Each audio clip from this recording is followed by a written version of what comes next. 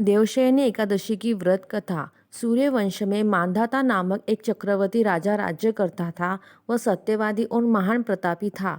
वह अपनी प्रजा का पुत्र की तरह पालन किया करता था। उसकी सारी प्रजा धन धान्य से भरपूर और सुखी थी। उसके राज्य में कभी अकाल नहीं पड़ता था। एक समय उस राजा के राज्य में 3 वर्ष तक बारिश नहीं हुई और अकाल पड़ गया।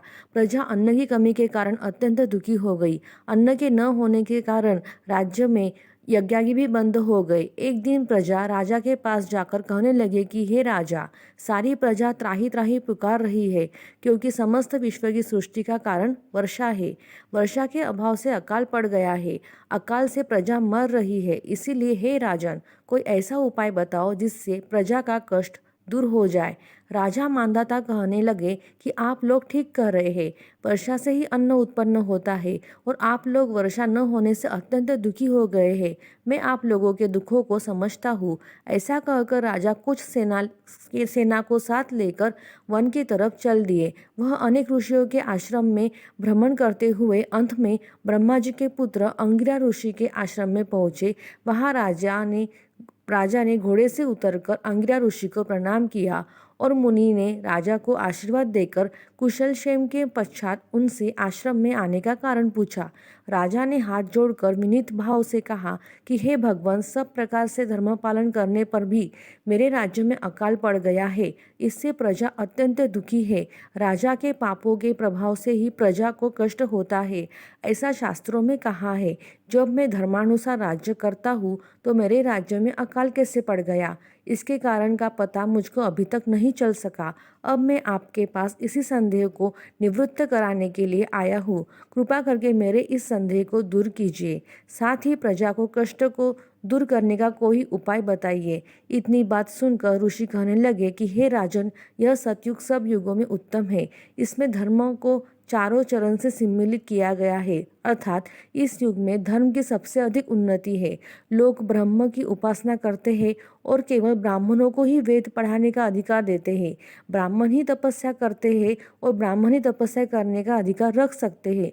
परंतु आपके राज्य में एक शूद्र तपस्या कर रहा है। इसी दोष के कारण आपके राज्य में वर्षा नहीं हो रही है। इसीलिए यदि आप प्रजा का भला चाहते हो तो उस शूद्र का वध कर दो। इस पर राजा कहने लगा कि महाराज, मैं उस निरपराध तपस्या करने वाले शूद्र को किस तरह मार सकता हूँ? आप इस दोष से छूटने के कोई उपाय दूसरा बताइए। तब ऋषि कहने लगे कि हे राजन, यदि तुम अन्य उपाय जानना चाहते हो तो सुनो। आषाढ़ मास के शुक्ल पक्ष के देवशयनी एकादशी का विधि पूर्वक व्रत करो। व्रत के प्रभाव से तुम्हारे राज्य में वर्षा होगी और प्रजा सुख प्राप्त करेगी, क्योंकि इस एकादशी का व्रत सब सिद्धियों को देने वाला है, समस्त उपद्रवों को नाश करने वाला है। इस एकादशी का व्रत तुम प्रजा, सेवक तथा मंत्रियों सहित करो। मुनि के इस वचन को सुनकर राजा अपने नगर को वापस लौट गए और उन्होंने विधि पूर्वक एकादशी का व्रत किया। इस व्रत के प्रभाव से वर्षा हुई और प्रजा को सुख पहुंचा। इसी प्रकार हम सभी को देवशयनी एकादशी का व्रत करना चाहिए। इस कथा को पढ़ने और सुनने से मनुष्य के समस्त पापों का नाश होता है। देवशयनी एकादशी के दिन भूलकर भी बाल नहीं धोने चाहिए और न बालों को काटना चाहिए। कहते हैं ऐसा करने से अशुभ माना जाता है। इसके अलावा देवशयनी एकादशी के दिन तामसिक भोजन से दूरी बनाकर रखनी चाहिए, जैसे लहसुन, प्याज और मांसाहारी खाना। भगवान विष्णु को पीला रंग बहुत ही प्रिय है, इसलिए इसी दिन काले रंग का प्रयोग ना करें और काले रंग का वस्त्र भी अशुभ माना जाता है।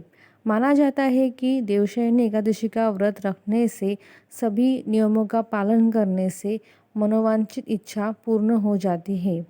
देवशयनी एकादशी के दिन तन मन दोनों शुद्ध रखें और न किसी के लिए गलत शब्दों का प्रयोग करें, ना किसी को बुरा बोले। इस दिन चावल का भी सेवन ना करें। कहते हैं कि ऐसा करने से अशुभता का कारण बन जाता है। देवशयनी एकादशी के दिन लड़ाई झगड़ा और अपशब्दों का प्रयोग ना करें। इस पवित्र दिन पर किसी भी प्रकार की विवादों से बचें। मन, वचन और कर्म से शुद्धता बनाए रखें और शांत और संयमित रहे और क्रोध पर नियंत्रण रखे।